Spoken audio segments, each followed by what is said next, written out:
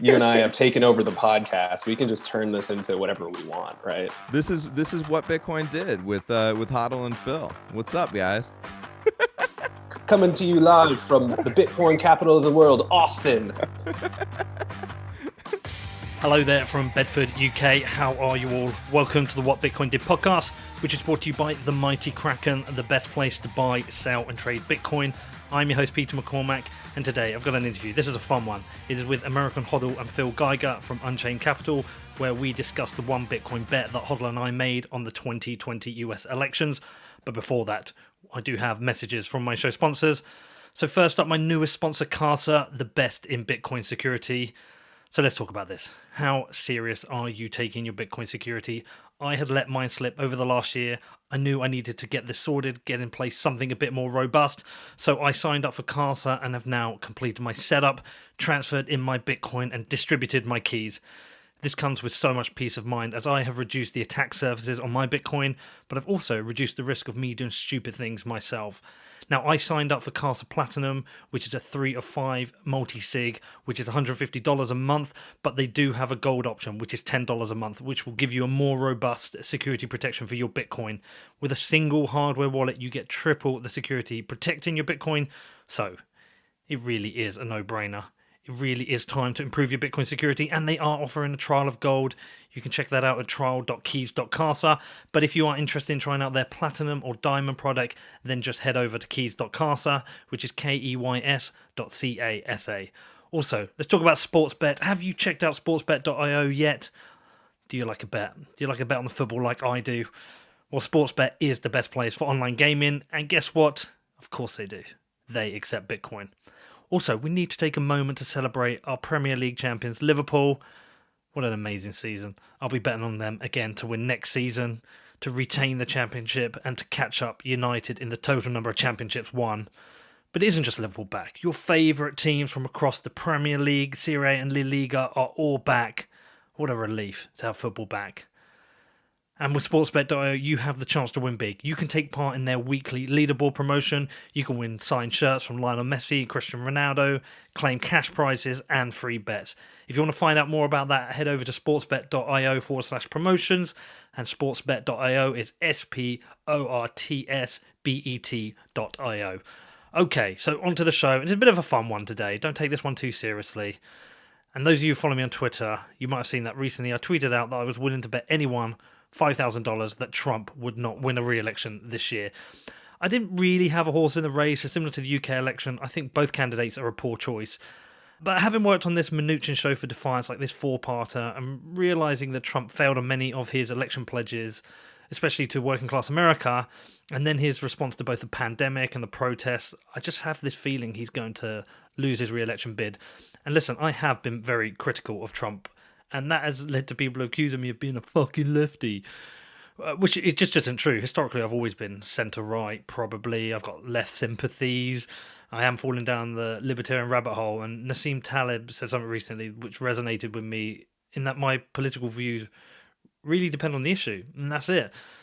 That said, I do think Trump is an absolute moron, and I'm sorry if you're a Trump fan. Please don't take it personally. These are just my feelings based on the relentless, stupid shit he says and done. And I don't think it's everything he's said and done, by the way. I think he's done some interesting things. I think he's said some good things. But I think overall he is net moron. And that also doesn't mean I like Biden. I also think that guy's a joke as well. I really feel sorry that they're the two people that my American friends have to choose between, because I don't think either is the president the country needs right now. Anyway, because of the certainty Trump supporters had around his re-election and my doubts, I did offer up $5,000 that Trump would lose and see if anyone would take the other side of the bet. Quite a few people did, but American Hodl said he would take it, and I knew it had to be him. And I'm going to try and be with him on the election even. I think it'd be quite good fun. We also got Phil Geiger in on the action from Unchained Capital, as he said he would be the arbiter of the bet, and he would hold the third key in a multi-sig wallet we set up using Unchained Capital's Caravan, and hold on to that until November to see who wins. I'm feeling quietly confident, by the way. Anyway, in this show, we get into US politics, we get into the re-election campaign, why fiat currency contributes to social and economic unrest, the kind of unrest we're seeing around the world, and then we go through the process of setting up the multi-sig and depositing our Bitcoin. This is actually the first time I've set up a multi-sig outside of my Casa multi-sig. And to be honest, it's pretty tricky. We got there in the end. I do think there is room in the market for someone to create a very easy-to-use UX-friendly multi-sig. But it was very cool to do anyway, and a big thanks to Phil for helping with that. If you've got any questions about this or any feedback, please do hit me up. My email address is hello@whatbitcoindid.com. Also, just don't take this show too seriously. It is just a bit of fun. Also, check out Defiance. My Mnuchin series is done. All 4 parts are available if you want to check that out. That's at defiance.news. And as I said, you want to reach out to me, my email address is hello@whatbitcoindid.com. I think we should just, one of the ones we should just go straight into it. Not even talk about it. And I haven't even prepared questions. This is one of those ones where I think we're just going to shoot the shit. So to make the show worthwhile, we should talk about the bet, but we should also talk a bit about Bitcoin and why it's the Bitcoin's tied into all of this, right? Like everything that's going on right now. Totally. Well, yeah, some of it was like, I wanted to talk to you about the bet and have it be this fun thing where I was like, oh, rah, rah, Trump. And you were like, oh, rah, rah, rah, Biden. But I think both of us kind of agree that the bet's kind of like betting on the Super Bowl. It's kind of like just a fun, silly thing, And a lot of the strife that we're seeing, I think is misplaced and misguided. And I think, if people understood what was really at the core, like where the rot in the system really was, it could be much more productive, and America wouldn't maybe be on fire at the moment, Well, that's that thing, because when I may be critical of Trump, people are like, I knew you're a fucking lefty, and it's like, no, I'm not. I'm really not. I think it's a terrible state that the US has got itself into, where for the next election, your two choices are Trump and Biden, of which I don't think either of them is a valid candidate for what people need right now. But at the same time, I'm not like binary Trump bad, like all Trump's bad. I just think he does a lot of moronic things. But I do think he's going to lose. He's a dumbass, 100% dumbass. He's probably the dumbest president we've ever had. Well, I don't know. Bush was pretty dumb too, so it's hard to say. But my thing, I tell you what, my main issue with Trump is like for a while I actually quite liked him. There were things about him I liked. Firstly, he was just funny. Like it was just funny following him and what he would say. But I think he's dangerous in some ways. But I understand why he's become so popular with people, because we're in this really crazy fucked up time where people are doing really crazy stupid shit, and I think some people just want an authoritarian. So when people are building these autonomous zones, they want someone like Trump tweeting, if you do this in Washington, we'll force you to close down. And I think some people want that because they're fed up of like a lot of weird stuff that's happening on the left. But ultimately, the bet isn't about who I want as president, because firstly, I'm not American, so it doesn't really matter. Well, it does, because I think the US leads the world in a lot of ways. So I think it is important. But I honestly couldn't pick one. I couldn't vote even if I wanted to, because I don't know who's worse right now. I genuinely don't. I just put the bet out there because I think he will lose. So what are your reasons? Because from my perspective, he seems like a guaranteed lock to win. In fact, I don't think that anything that has happened in the last 6 months has taken any wind out of his sails. I think, if anything, you're going to see him win by a wider margin than last time because, for one, last time the Republican establishment was very wary of him. They didn't know what to do with him. They didn't know what category to put him in. They didn't know where their allegiances lie. And now the full machine is behind him.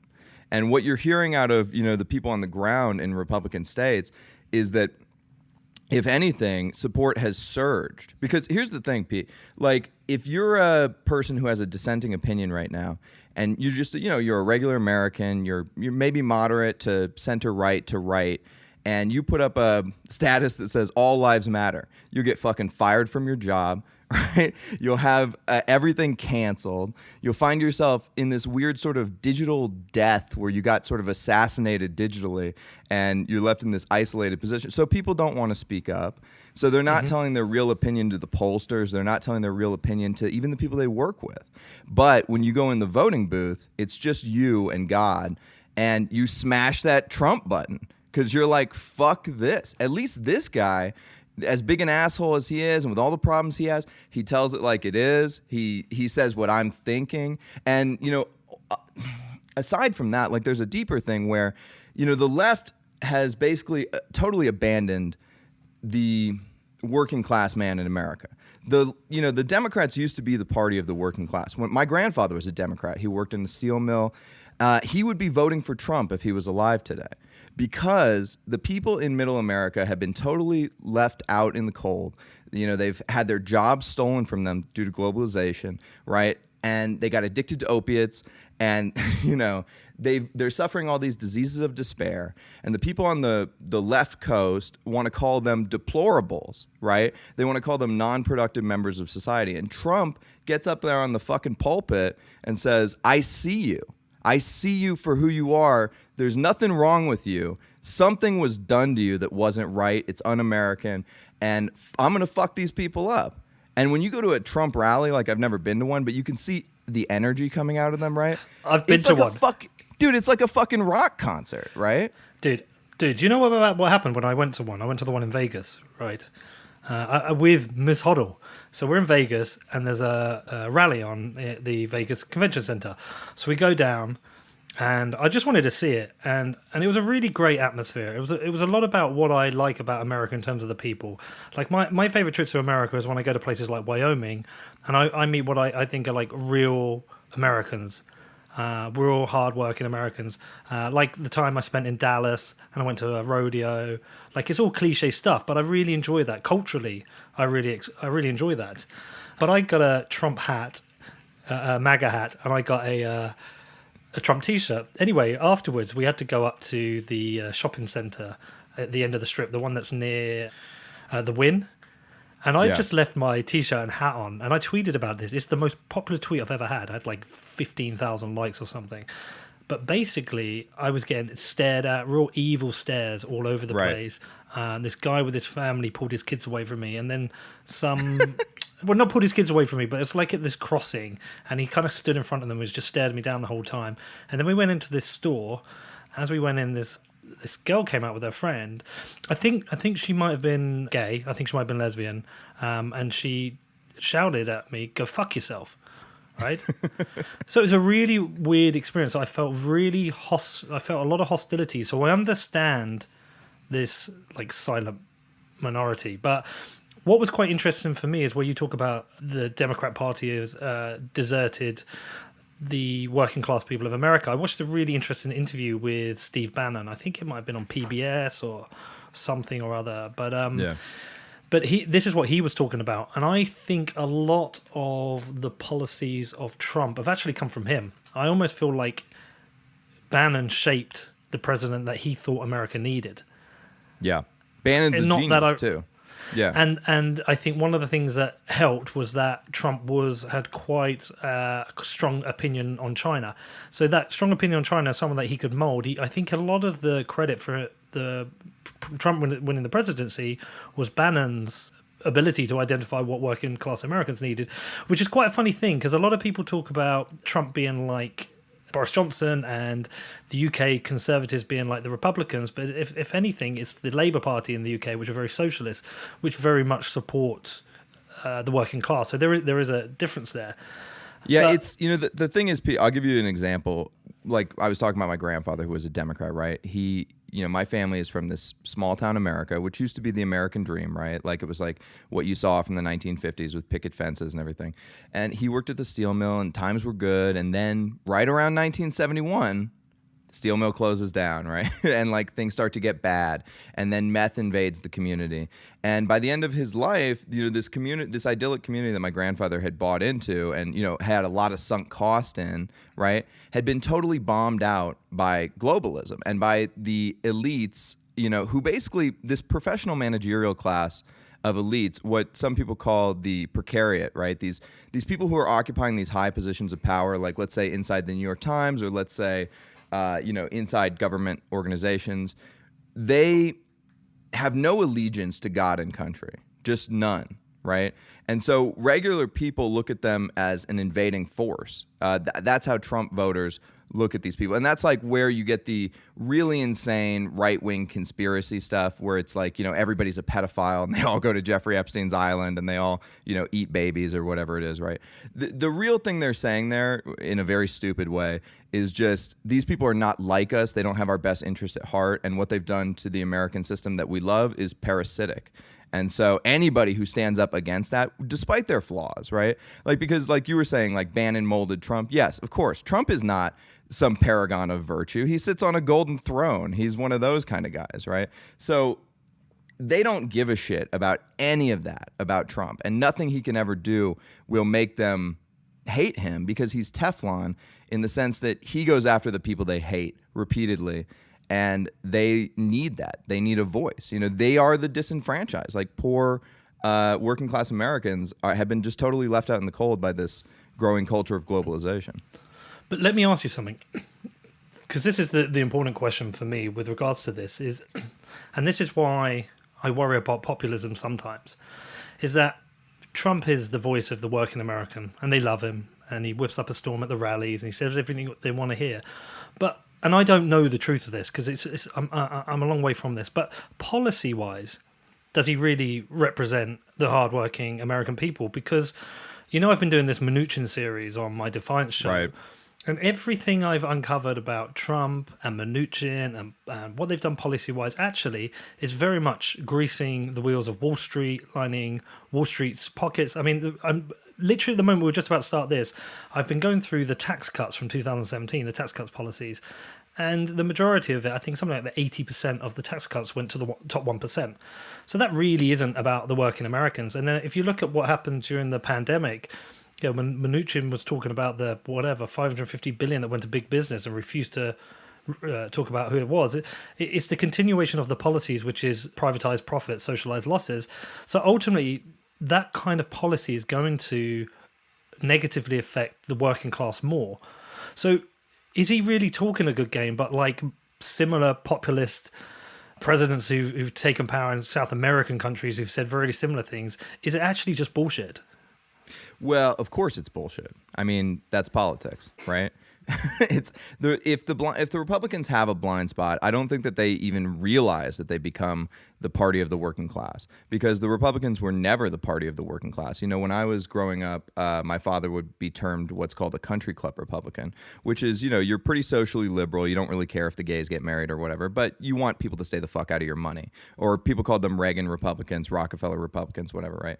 And they were seen as the party of big business, and that was who they were protecting. And then the Democrats were protecting the working class. Now those have shifted, but we still have old, you know, the Republicans are confused as to who they are, and I think so are the Democrats. This is a very, but you know, what you're talking about, what your concern is growing fascism, right? And this is always the conversation that we're hearing nowadays in divisive American politics and in global politics, is that everybody on the right is a Nazi and everybody on the left is a communist. When I look at like the rioting in the streets from a conservative, you know, moral matrix, which is what I have, and I think you have something more like a liberal moral matrix, which is, we have to be honest with ourselves when we talk politically.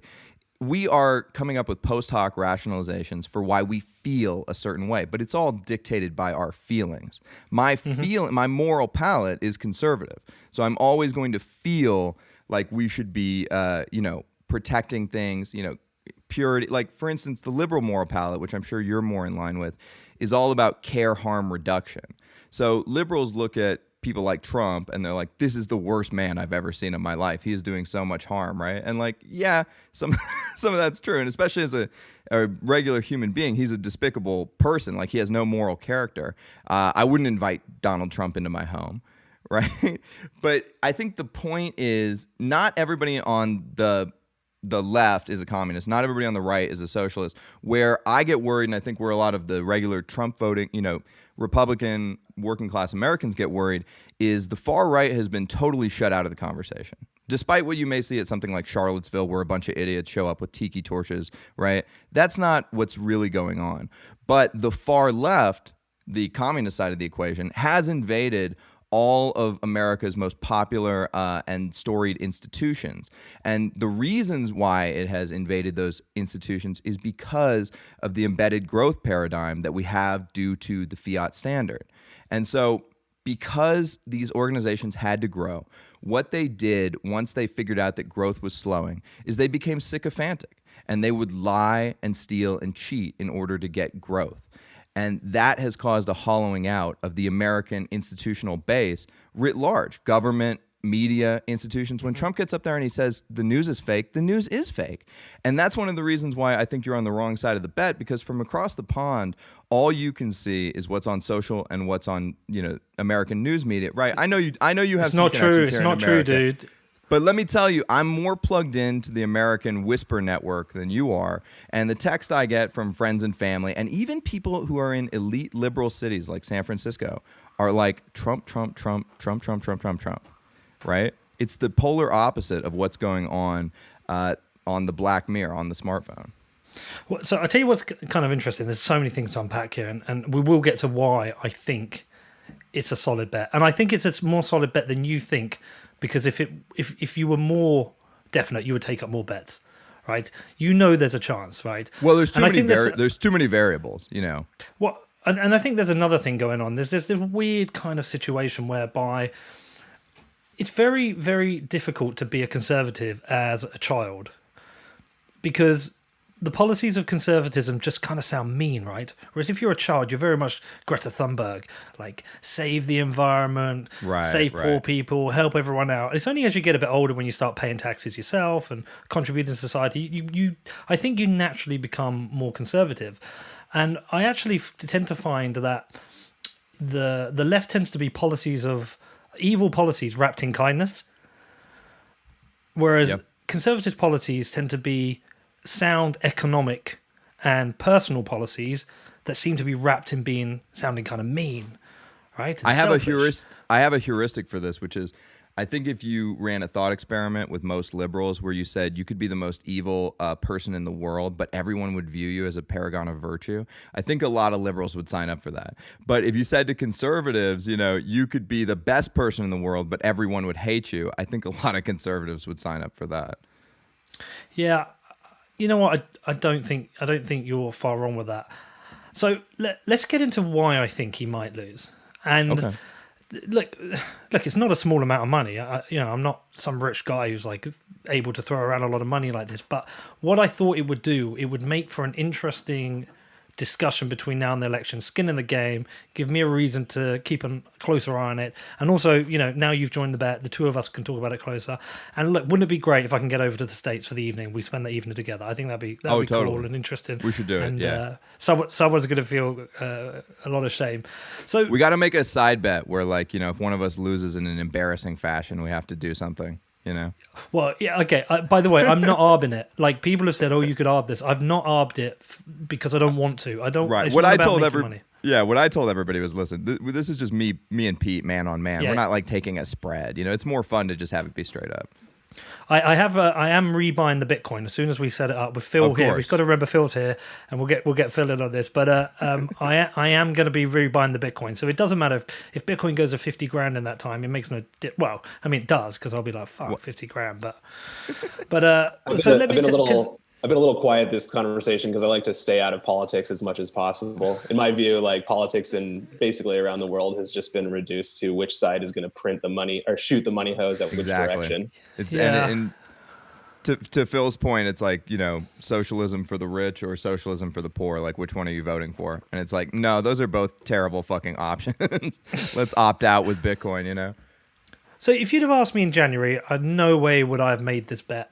At all. Not a chance. Pre-pandemic, Trump had it in the bag. Not a chance he was going to lose the election. Post-pandemic, pre-George Floyd, absolutely I would have taken the Biden bet, because I don't think he handled the pandemic particularly well. And I also noticed just there was a move away. So I was chatting to Cernovich about this, and there was kind of a move away from the MAGA crowd, the original MAGA crowd, away from him. Thinking he's kind of lost the MAGA crowd, and it's shown poor leadership. It's not because historically you're in this weird situation where everything he does, a Republican will defend it, and everything he does, a Democrat will hate it. Where that's not really being true and objective, which is probably one of the reasons I struggle on Twitter, because I don't pick a side. I'll criticize anyone, but now we're in this situation where this whole BLM movement, which has gone beyond being a Black Lives Matter movement, which has just become some weird left push towards Marxism by certain groups. And I think some certain unplaced anger in certain places and some well-placed anger in other places. I actually think that's been very harmful for the left. Very harmful. So I think it's put it into this kind of more of an even position. But the reason I'm taking the Biden side of the bet is three things, I think. So the US election usually comes down to swing states, right? Yeah, always. So there's certain states which Trump's going to win and certain states which Biden's going to win, and they're not going to change, right? Texas will always be Texas will always be Republican. California will always be Democrat. Right? Didn't who's that guy? Was it Beto? Didn't he nearly take Texas? Well, yeah, but that was for a Senate seat. Yeah, but I mean, like Texas is changing. That blue dot in Austin is growing. Doubtful. I know what you mean. But like, it's what are the swings? It's Florida. I always know Florida's one. Is it Michigan another? Michigan's a big one. Nevada's usually one. What else? Wisconsin's a swing state. Phil, you know any? Yeah, Wisconsin's a swing state. Ohio isn't that a swing state usually? Yeah. So you got like a handful of swing big states. A handful of swing states that are going to decide this, right? And right. The popular vote really doesn't matter, does it? It comes down to it's the electoral seats that you get. So each state has a number assigned to it, basically, depending on how big the state is. And so, California's worth a lot, Florida's worth a lot, Rhode Island's worth basically nothing. And so it is important to get, so you win up the electoral college by winning states. And, let's say, I don't know what the numbers are, but let's say California's worth 11 and Rhode Island's worth 1, right? You want to win more 11s than you want to win 1. So you do want to win big states. Now, they kind of cancel out because, like, Texas a big state, it goes red. California's a big state, it goes blue. And so, yeah, the states like Ohio, which are sort of like middle ground states, they're probably, let's say they're worth a 6 or a 7. I don't know what the actual number is, but those are the states that you actually want to win in order to win the presidency. And last time, a big reason, one of the narratives was Trump won that because he actually got his ass on a plane and got there and talked to the people that are from there. And Hillary sat in, some penthouse somewhere and was like, I'm too good to basically go there.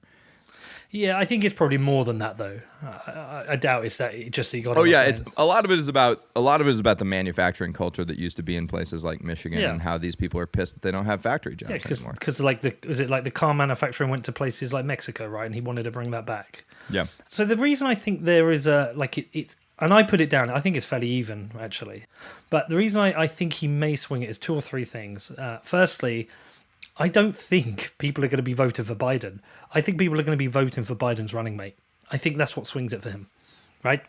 So, do you think people love to vote for token female? I think it's gonna be Biden token female. Like, it doesn't matter. The intersectional left is just going to pick somebody out of a hat who has black skin and is a woman. So the names I've seen, Kamala Harris has come out. I've even seen Michelle Obama suggested.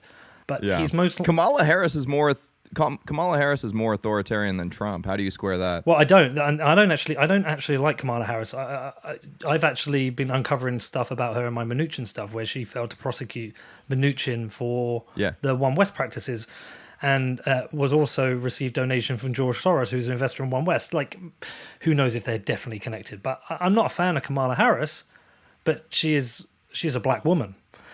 Right. Which could be you've got the opportunity of swinging votes both from women and from black people just by doing that. Second, women don't vote for other women. Hey, Pete, women don't vote for other women. I don't know, dude. If they did, Hillary Clinton would be president. You know what? No, I'm going to say this because, listen, I'm Bitcoin rich. I can say whatever the fuck I want. Women, when you talk to them in private, they say, I don't want that bitch to be president. What if she's on her period? That's what women say. But she's not going to be president.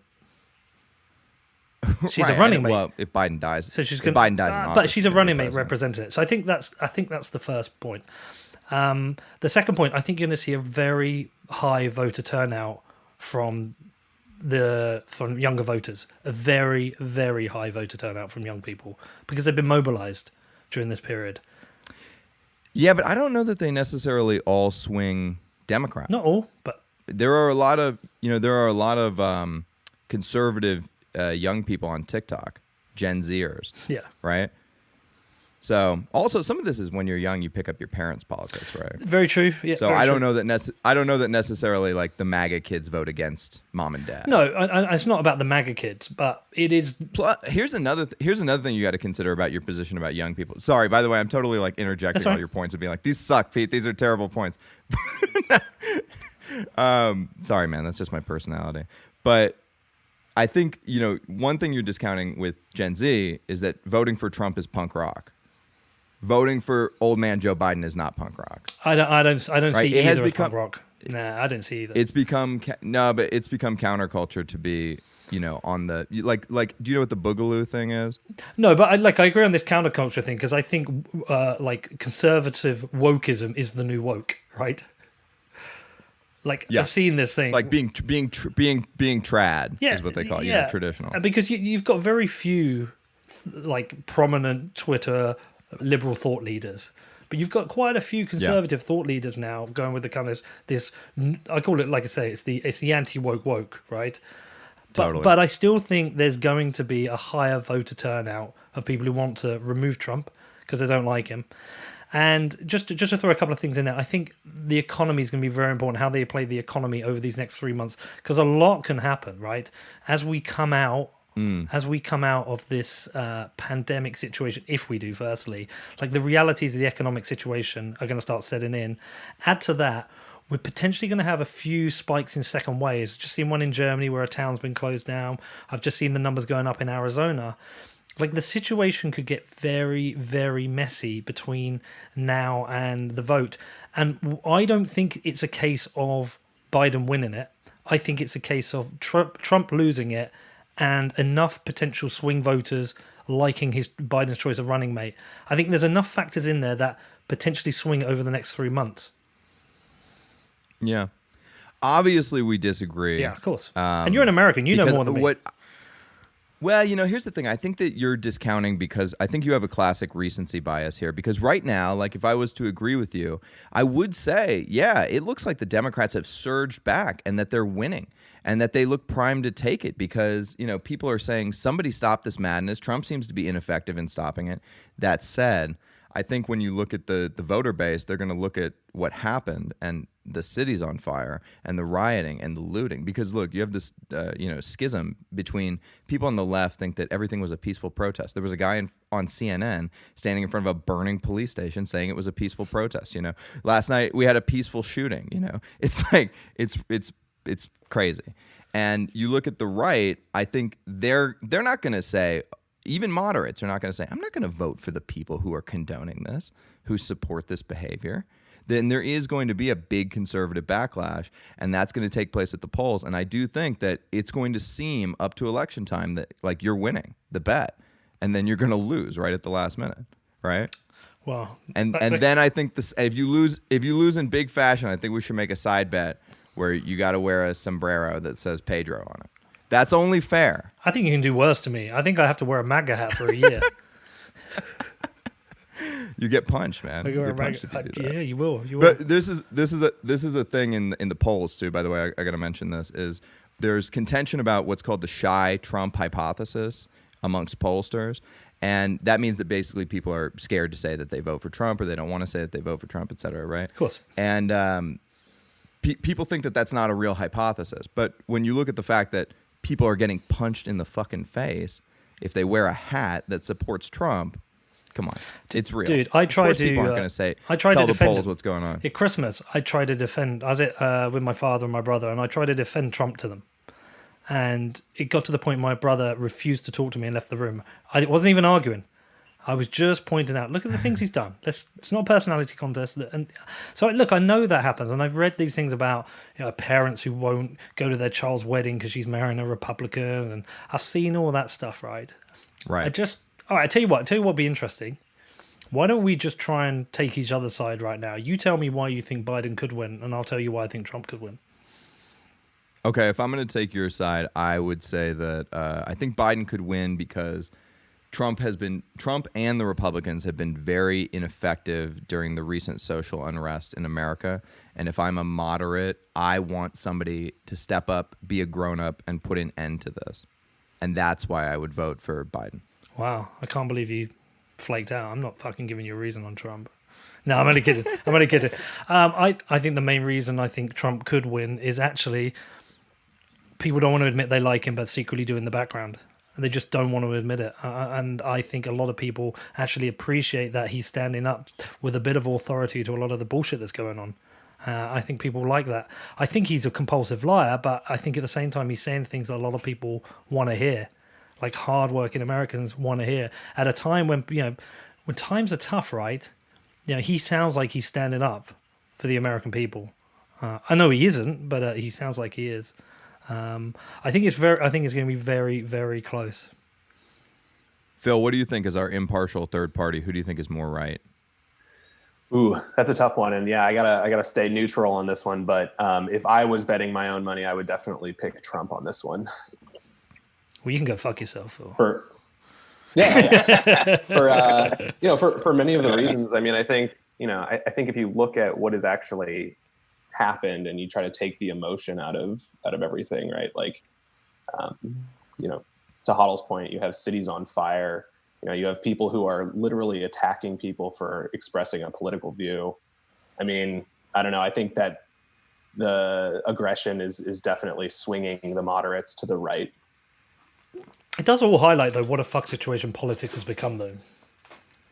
Yeah, I mean, and it's, just to reiterate what I originally said, like all of this, polarization and schism is just because we have a cancerous money that's dying, right? Yep. Like if we were all rich and we had a good money and the federal government couldn't just shoot the money hose wherever they felt like it, we wouldn't have this type of violence. You'd have people in smaller cities like, voting one direction or another. But I don't know, this whole polarization shit is just because we have a dying currency, in my view. So you think this is like a growing situation because of this? This is something that's been going on, most people say, since 71, right? Something happened in 1971, but since then, all these different levels of inequality have sprung up in our system. And, my perspective is that it's just because of the money. Like, as soon as money gets detached from reality and one party has the ability to just create more of it without earning it, right? They're now no longer they no longer need to be rational economic actors. They can just extract wealth and direct it however they wish. Like that's such a powerful inequality that starts at such a low level in civilization that everything above that is going to be totally distorted. Yeah, and I do think you're going to get UBI at some point, no matter who's in office, because we have it. Right. I mean, those $1,200 checks are just like UBI light, and it doesn't matter who's in office. Like somebody is, when it gets to the tipping point where there's even more mass social unrest, somebody's going to have to do something about it, and that thing will be UBI, which will be like the Hail Mary of the dying empire. And it's fun. The craziest thing about the last few months is that you have the Republicans that are advocating sending people checks. Like that's crazy. And a few weeks ago I tweeted something where if you just try to take some of the emotion and some of the rationalization out from behind what we're seeing, you see UBI, you see violent protests, you see empty store shelves. Like this is starting to sound like a currency collapse, right? Yeah, there's a reason for every one of those things, right? Oh well, this is coronavirus, or oh this is race issues. The growing rise of communism and socialism. Like this is all standard currency collapse playbook stuff. Yep. Yeah, and 100% agreed. And the funny thing is, I've kind of traveled quite a bit over this last year or so. It's quite a bit in South America, and the pattern is the same everywhere. So fundamentally, what is happening in Chile? When I was in Chile, there's daily riots, right? Daily riots, smashing up the shops, closing up the roads, attacking the shops of their fellow Chileans who they've got no reason to attack. But these people, they're paying their taxes, right? These are the poorest people in Chile. They're paying their taxes, and they can't get access to education or healthcare. Their taxes are going up. The rich are getting richer. And, whatever libertarians think, and I love a lot of what libertarians stand for, but whilst you're in a system which has a set of rules and you're playing by the rules and others aren't, you've got to expect people to revolt.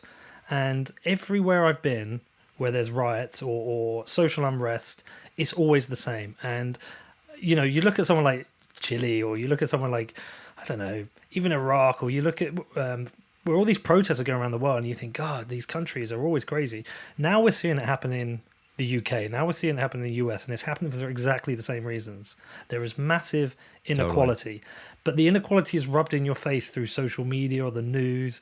You're seeing the inequality in your face, and I think people are just fucking sick of it.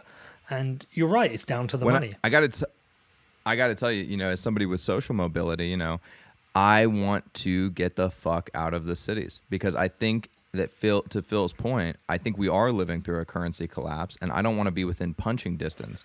You know what I mean? As this giant behemoth dies, because I think things are going to get increasingly worse. These will not be the last riots we see. Like, for instance, Pete, if me and you watch the election together and Trump wins, I'm going to feel this weird mix of feelings, because I will have just taken $5,000 off of you, which, by the way, thank you in advance. But but I'm also, going to be pretty fucking worried, because I think we're going to immediately see riots. Immediately. Me and you might walk out of the bar and there might be a fucking riot. I think you might see riots. No, because I don't feel like Republicans riot. That's a different point. No, but Republicans are ready to kill people, which is a scary thought. Yeah. All the talk on, if you read the YouTube, go read the YouTube comments under a Tucker Carlson video. Everybody is armed, and everybody is just waiting for somebody to aggress against them, right? And you defund the police, and what does a Maoist revolution look like when you have 800 million firearms, or however many firearms we have in America? It's a question that I don't frankly want to know the answer to, but I'm growing more concerned that we may find out the answer to. Maybe the US should just split into two countries, a blue country and a red country. That's why I like Texas. That's why I like Texas, because Texas has it written into their, their constitution that they can secede, and they have their own energy grid. So I think Texas is most likely to become their own country. Well, it was at one point, right? I'm right in thinking that. Yeah, Lincoln forced them into the Union. It's I think that we're at a point now where balkanization, meaning the splitting up of America, is within the Overton window, meaning it's okay to talk about it now in polite discourse. Like, I think Candace Owens had a tweet where she was basically saying, we should just give the left their own country and let them be stupid all on their own. And I think she deleted it because probably pushback, people were telling her it's un-American or whatever to say that. But it does feel like that.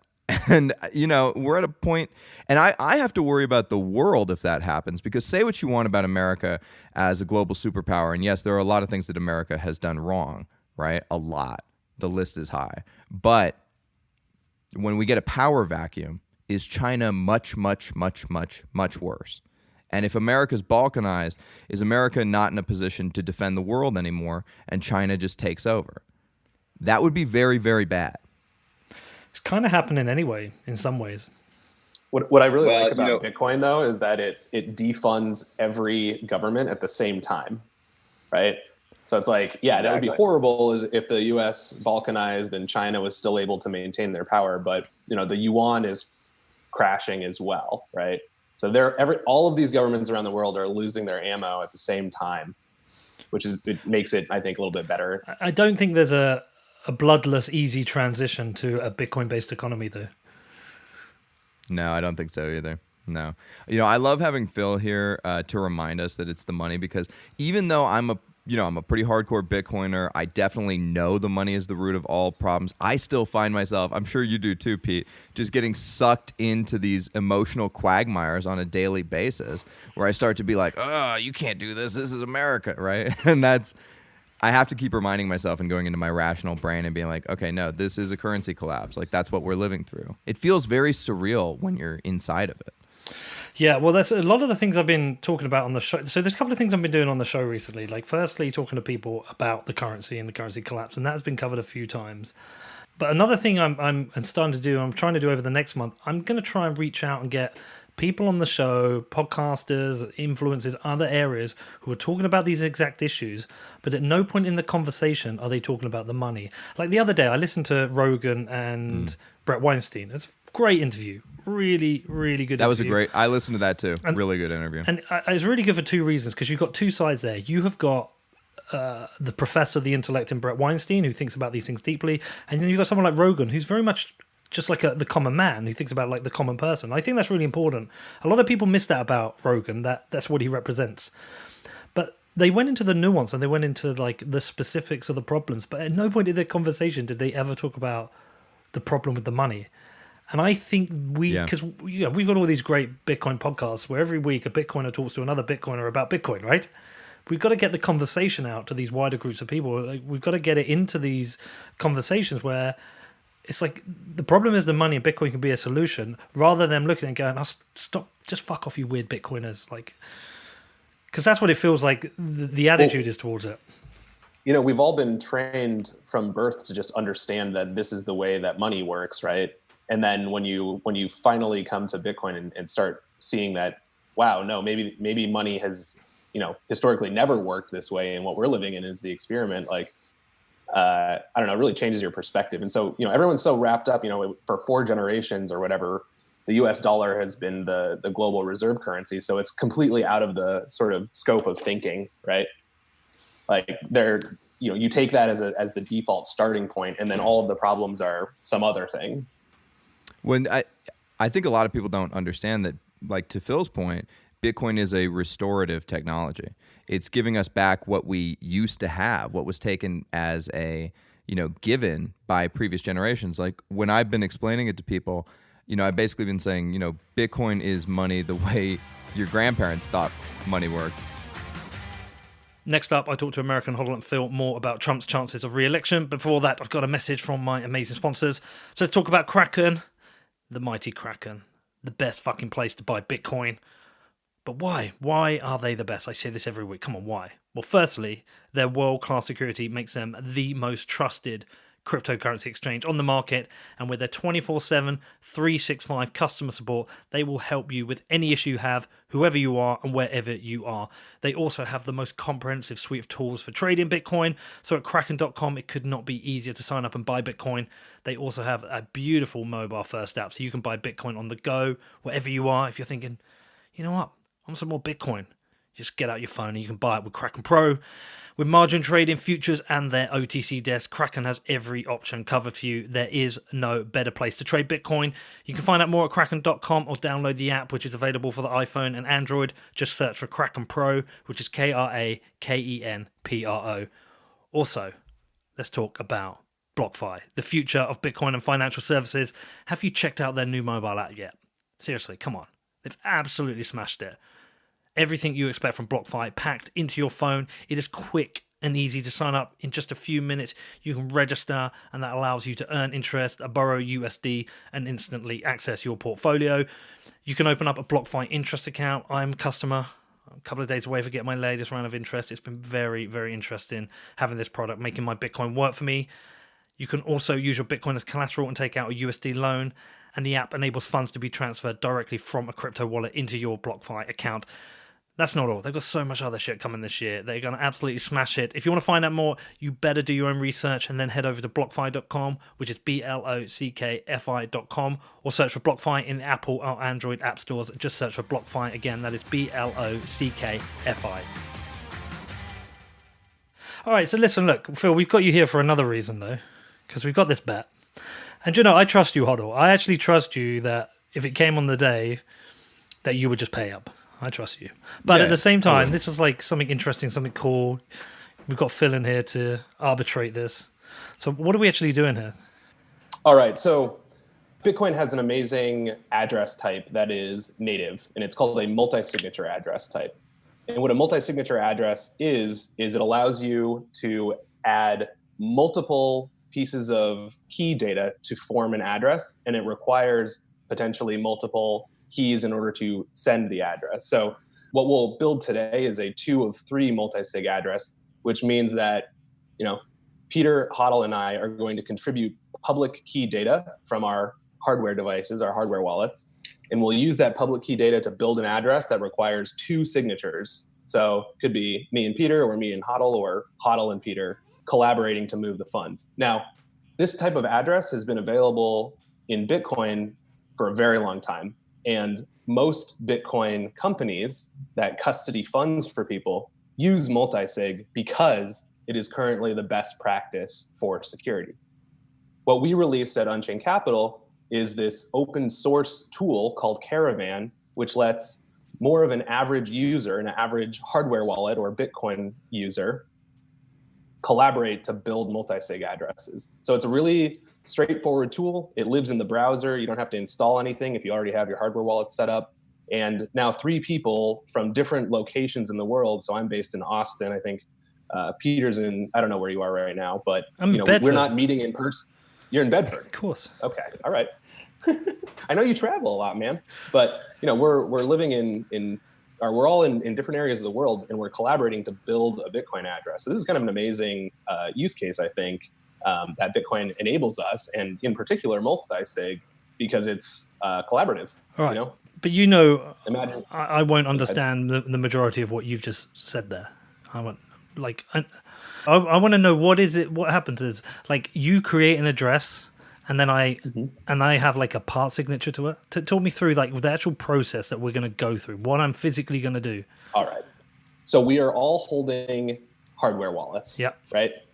Trezor, Ledger, whatever you'd like. We're going to connect our hardware wallets and send public data that we will combine so that all 3 of us are controlling one address collaboratively. Okay. 2 of us have to work together in order to spend from the address. So we call that a 2 out of 3 multi-sig address. So once we've created that address, I have to send my half a Bitcoin to it. Correct. So both you and Hodl will send 50 million sats to this address that all 3 of us are participating in. So no one, individually, none of us hold the Bitcoin because we only have 1 out of 3 keys. But if 2 of us cooperate, then we can move the Bitcoin out of the address. And then secretly, I can offer you 10 million sats and we can flush out the wallet. That's my plan. Yep. I will be accepting bribes. It'll have to be a lot, but no, I'm just kidding. This is DeFi, bro. It's a smart contract. Well, yeah, but you know what the thing is, Hodl? We're doing hella DeFi stuff right now. We're both saying here that we trust Phil more than we trust each other. Well, no, Phil is there just as a backup in case the loser of our bet bitches out. Because I fully expect you to sign for yourself, Pete. Well, listen, Phil I've got a lot to lose. Just in case you act like a little bitch, you don't like that Trump won. Imagine That's why Phil's here. Imagine it if I actually did that. That's career ending. This is the thing is like it allows us to talk hella shit on Twitter because I don't, even if I hurt your feelings to the point where you won't talk to me anymore, I can still get Phil to sign when the bet is over. We're still going to talk. I'm going to be with you the night it happens. So and the terms of the bet we agreed that if there is a vote of which Trump is on the ballot and he loses, I win the bet. Whereas if for some reason Biden pulls out and it's another Democrat, it makes no difference my side, right? Right. In fact, that would be better for you. Yeah. But if what happens, I have a question. What happens if Trump loses, then appeals, then wins? Well, that would be ultimately a win. That is controversial. I think that's the kind of shit that's going to happen. Yeah, that's why I wanted to bring that up. Yeah, like... Well, Pete, did you pay any attention to the 2000 election? With all the voter stuff going on in Florida? Yeah. Is that with so the I Chads? think we're going to get a situation... Yeah, I think we're going to get a situation like that this time, where there's going to be recounts and people calling for recounts. It's going to be a hotly contested election. So I think me and you will have to wait to settle up, unless it's like just so obvious that... Well, that says to me that you're less sure if you think there's going to be recounts and recounts. No, but you can see that both sides are posturing that they're already calling... Like, Trump is putting out tweets where he's saying, the Dems are going to do all this fraudulent mail-in voting, and the Democrats are putting out tweets that are saying Trump is going to abuse executive power.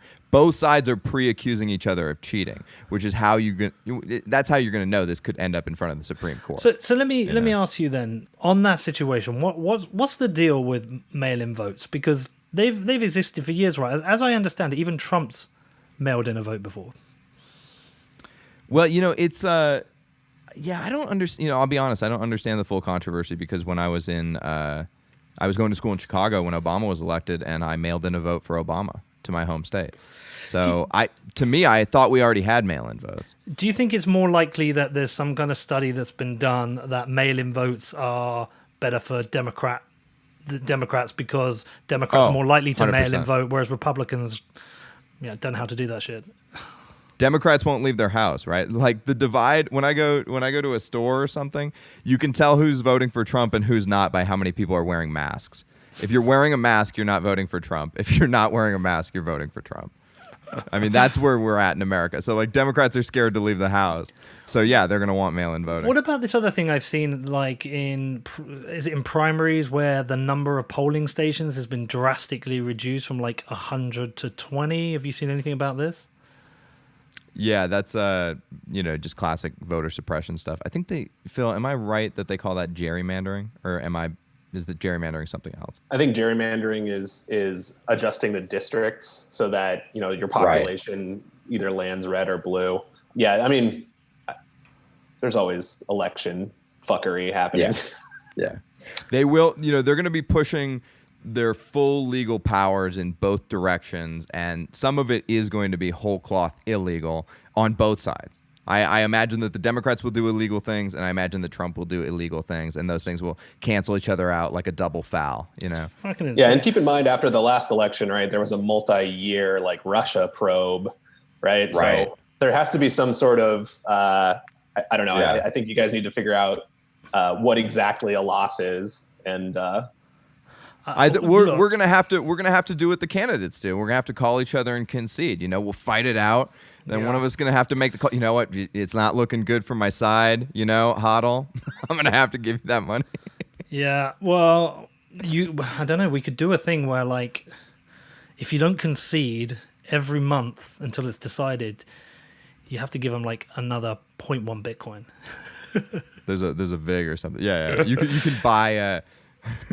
I'll let you go double or nothing at some point. Listen, I'd be willing to say whoever's still in the White House at Christmas is the winner, and then fuck it. If it goes the other way, who cares?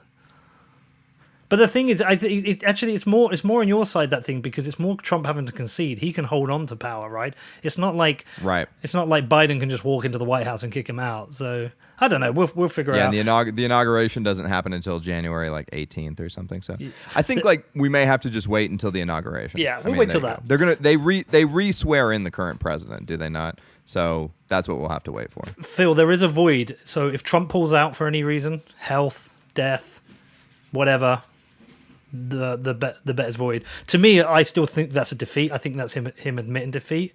But you know what? If he dies, you think not dies, him admitting defeat? If he pulls out on health reasons, I think that's him knowing he's going to lose.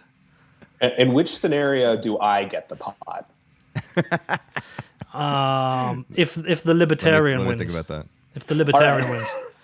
If a libertarian becomes president, then I get the pot. Yeah, you're right. That would be amazing. I'm all right with that one. All right, cool. So what happens now? You're gonna just like send me some instructions and. No, let's want to do it. Oh, we're gonna do it. We're gonna do it right now. All right, do it now. All right, yeah, cool. that way if you have an issue, Pete, Phil can talk you through it. All right, cool. Here, I'm gonna send you a link It's on. in the chat. I think this is less exciting for the listeners. All right, so everyone go to this page. Yep, I'm already there. Phil, we're gonna do it. We're gonna do an address, not a wallet, right? Yep, we're just gonna build a single address. So Caravan lets you build a full wallet, right, where you would have multiple addresses, but for a bet like this, we just want one address. So we'll, from the help page, select address. And then on the right side, let's change it, the address type to P2WSH. So that's the most up-to-date native SegWit address. And then what we'll do is we'll plug in our devices and create or produce public keys that we'll then share. I'll go in public key slot 2. Pete, you can go in public key slot 3.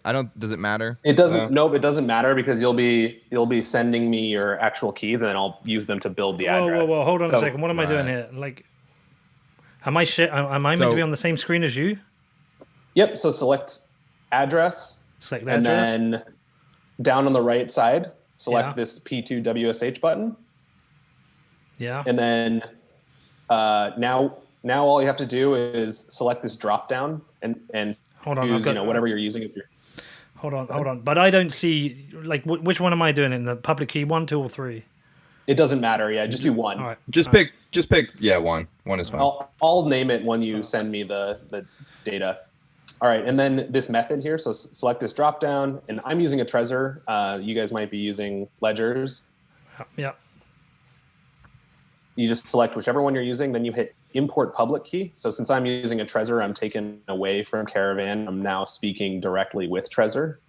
And I'll, once this loads, I'll enter my data. So Trezor understands that I'm just sharing a public key. So we're never sharing private key data. That always stays offline. But public key data is okay to share with people you trust. I don't really trust you guys, but in this event, it's okay. Right, so make sure your Bitcoin app is open. Your ledger will display a message. Failed to sign. So I try again. Pete, if you have Ledger Live running, that can sometimes cause that failure. I've just got a thing popping up and it's saying confirm address. Is that correct? Do I confirm an address? Yep. So go through the ledgers. They get a little bit cranky with multi-sig. So they ask you like, hey, what are you doing? Is this okay? You just have to click through and accept. So the following public key was imported? Yep. So that's your public key. So what you'll want to do now is copy that and then share that with me in the chat. All right, done it. All right, here we go. I just grabbed your key from the chat. So now I'm going to, so this is how you can collaborate with different people around the world. But Peter just, sent me his public key in the chat box. I will enter it as text here. So I'll just paste this in and then name this one Peter. And hit add. So I have the top one is my public key that I got from my Trezor. Yeah. This is Peter's public key from his ledger. And then the third key will be Hodl's key. And mine should be in the chat for you, Phil. All right, let me grab it from the chat. All right, there's Hodl. Copying it. And then I'll just paste it as text. And then I'm going to sort these. So there's a standard order that the public keys are sorted in, and here's our address, guys. So now this address was produced using data shared from all three of us. Okay. All right, so this is the information that I'll share with you guys, but really now what we can do is we can send Bitcoin to this address for the bet. Okay. Yep. If you could just post that in the chat. And then Pete, you're gonna want to keep all the stuff that Phil gives you. So you're gonna want to keep this, witness script, BIP32 pass, et cetera, et cetera. Right. This is all of the address details. So this is like kind of how we constructed it, and then you'll need that in order to be able to spend from the address. All right. So here I'm posting that information here, and that should all be kept.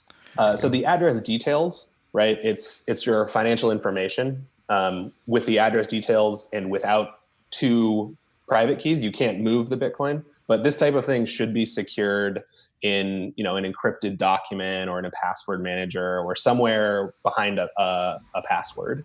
What could someone do with it? So what somebody can do with this is they can see the address and they can see how the address is built. So what I'll show you now on Caravan is, when we go through and we want to spend from the address, let me move this screen out of the way. But they can't do anything with it. They can't steal the funds, right? Not really. They cannot steal the funds, but here, so I'm going to paste, so let me choose P2WSH. I'm going to paste this script in here. And what this script contains is the address we all built together. And it also contains all three of the public keys. So these are the three public keys that we submitted from our devices. So it's quite a bit of financial information, right? Like they can see what's happening with the address. They can see how it was built. They can see that it is a 2 out of 3 multi-sig address, but they can't steal any funds without having 2 private keys. So that's what's really nice about multi-sig is it kind of separates the idea of, I like to just say it's like the treasure map to be able to find the Bitcoin address and to understand how to spend from it, from the keys to unlock the treasure or launch the missile. But But me looking at this now, what you showed me now, this to me is this is a nerd toy, right? Like there is no way I would figure this out or even dare to use this on my own. It's pretty easy. It's like this it's pretty easy actually, Pete. Like I mean, I'm not that technical. Like I'm not like a Matt Odell or something, and I've set up my own multi-sigs using this tool. Multiple times. Like it's very easy. But there's going to be far easier ways of making something like this usable. Like all this stuff should just be like abstracted away. Well, using Unchained service or Casa service or one of the multi-sig providers services is the easier way to do this. Right. Well, the point of this tool is to be very transparent about everything that's happening. So yeah, you're right. From a it's not like a streamlined service, but you can now build, the three of us built a multi-sig address without ever meeting in person. That's pretty powerful right there. That is neat. Yeah, that is neat. And so what you should do now is with this redeem script. So I sent it to you guys. Go to the script explorer page and then paste it in, and we'll confirm ownership of this address. So before we spend funds, we just want to make sure that our device does in fact hold 1 out of 3 keys. So I'll confirm the ownership from my device, and you just select confirm ownership. You select the type of hardware wallet you have. Luckily for us, this pathway is the default for what we're building, so you don't have to paste anything else. And then you just hit confirm. We go through on the Trezor stuff, and as you can see, there's a green check mark. So I know that my Trezor controls 1 out of 3 keys for this address. Yeah, cool. That worked. Okay, cool. So we're on. Great. So now, where am I sending the Bitcoin to? To this address. To the address. Yep. And you can the BC. If you want, you can click on this button here, and it takes you to Blockstream if you want to use their QR code to scan it. No, I'll just do a. Do I do a small? Do you do a test send, or you just do the whole? Just do the whole thing, bro. Live a little. All right, here we go then. I gotta make sure I actually typed in 50 million sats and not more than that. So it's this BC1 address. Yeah? BC1 QAX MPU ET, and then the last digits are 5F SDTGDX0. All right, man. Let's do this shit. Okay, send. This shows how much of a fucking useless bastard I am. All right. I'm using Blockstream's green wallet, and I have SMS 2-factor auth enabled, and it's being slow as fuck. Maybe you got some like weird tool to steal all my money because I don't know what I'm doing. This is an elaborate theft happening right now. We just Ocean's 11 the fuck out of you, bro, for $5,000. It was a heist. I mean, if Bitcoin does what I think it's going to be doing, I think the bet will be worth a lot more by the end of the year. And that's Phil. What's your price prediction for the next, like, let's say 2 years? That's always fun. Well, early in March, when the price was at like $5,800, I said, if Bitcoin doesn't at least triple by the end of the year, there is no objective reality. So by the end of the year, if Bitcoin's not at least 15K, I probably will just spin off of the face of the planet. But can I tell you, by the way, I sent my sats. Can I tell you that I was the guy who was like, when Bitcoin is 100K, I'm going to get up on the table wherever I am and scream, eat my dick. I was right, and now with the current like state of the world, I am going to be fucking silent as a church mouse. Like, I'm not going to say anything to anybody, Yeah, no. Except on Twitter, where I'm going to go super hard, of course. I don't own any Bitcoin except for when I steal the funds from this bet. All right, cool. I've sent mine as well. Well, listen, I think this is done. We're in place. We've got this going. Yep. Just before we close out, because I've got another interview after this, but I feel you deserve the opportunity to tell people how they can find out more about Caravan, and appreciate you setting this up for us. Sure. Caravan is free to use for anybody. So if you're just looking to try out multi-sig or want to get a full wallet set up, I can send along the link, and hopefully you can post it in the show notes. Otherwise, you can find links at the Unchained Capital website, so unchained-capital.com. And just for your listeners, we're a Bitcoin native financial services provider, so we use multi-sig as the custody solution to then be able to offer financial services. And we use multi-sig in somewhat of a similar way where keys are distributed. So as a client, you get to contribute key data, and you can always know that your Bitcoin is super secure. So we have custody, we have lending, and then we also have the ability to buy Bitcoin over the counter directly into your multi-sig vault. So definitely check us out if you are looking for Bitcoin services. And yeah, Caravan's free to use. And try it out and give us some feedback. We'd love to see your suggestions. Awesome. And Hodl, thanks for the $5,000 in advance. Appreciate it, dude. Really appreciate you giving me that. There's literally no way you're gonna win, dude. But here's the thing: we're not gonna shut the fuck up out of this. As a long time What Bitcoin Did listener, I appreciate the rebate. For all my attention I've given you. Dude. All right, guys. Well, listen, look, this has been cool. We're gonna get this out. I think people will enjoy listening to this, and I think we've got a few months of shit stirring and shit talking before this is settled. So appreciate it, and take care, guys. Thanks a lot. Take care. All right, what do you think of that? It's a bit of fun, really. As I said, don't take this show too seriously. It's just a bit of fun this week. What do you think of the bet, though? Do you think I'm mad on taking the bet? Do you think Biden's a shoo-in? Do you think Trump's going to get re-elected? I think it's really fascinating to watch, even though most of it feels absolutely stupid as well. I think I've got this one in the bag, to be honest. Late last year, I would have said you were mad for betting against Trump in the coming election. But with all the craziness we've seen, the pandemic, the lockdown, the protests, and rioting, I think Trump is done. I'm not really proud of that because I don't really think Biden will make for a good president, but it is what it is. Anyway, who knows? I'm sure he has a lot up his sleeve before November, and we'll just have to see that, get the popcorn out. I do hope Biden picks a solid running mate, somebody who can string a sentence together. I think that will be useful for him. I think that will make all the difference. Anyway, thanks to American Hodl for taking the bet, it being a good sport. I'm not arbing this as some people suggest I could do. This is just a man-to-man, one-on-one bet. And also, just thanks to Phil for coming on the show and sitting through this, supporting what we did and helping us put the multi-sig together with Caravan. Really appreciate that. And yeah, if you want to reach out to me, you got any questions, feedback, or you just want to congratulate me on taking Hodl's money, then you can get me on hello@whatbitcoindid.com. Outside of that, have a great week. Hope to see you all soon, and make sure you go and check out Defiance, check out my Mnuchin shows. All right, see you soon.